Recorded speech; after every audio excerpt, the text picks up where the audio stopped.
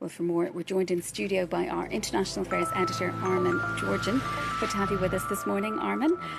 So a rare trip abroad for Vladimir Putin. Tell us why he's making it.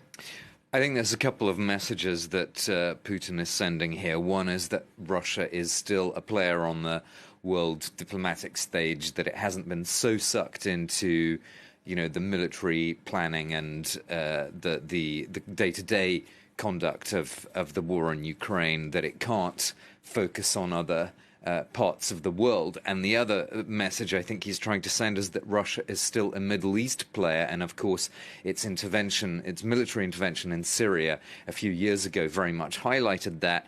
Now I think he's trying to show that Russia wants to build on its existing role as a crucial support for that whole Syria-Iran axis.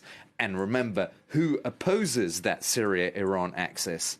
It's the West. So there's a anti-Western agenda here as well. You know, so President Biden visits the Middle East.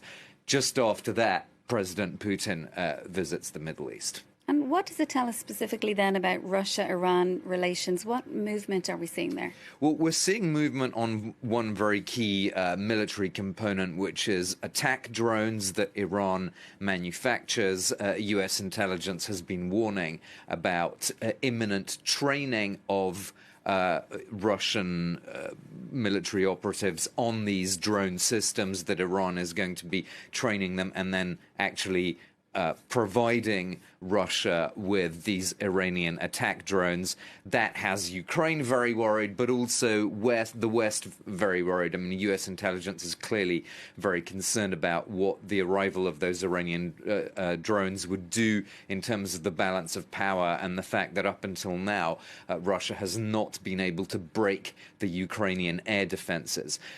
Drones by themselves don't completely change that dynamic, but they are a very important aspect of wearing down air defences in Ukraine, or they would be.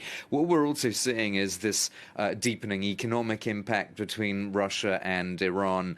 There was a high-level visit by Iranian officials, I think only a few weeks ago, to Moscow, where they talked about enhancing monetary and banking operation, removing financial barriers and this kind of thing. So we're seeing basically, as Russia and Iran are both shut out of the world,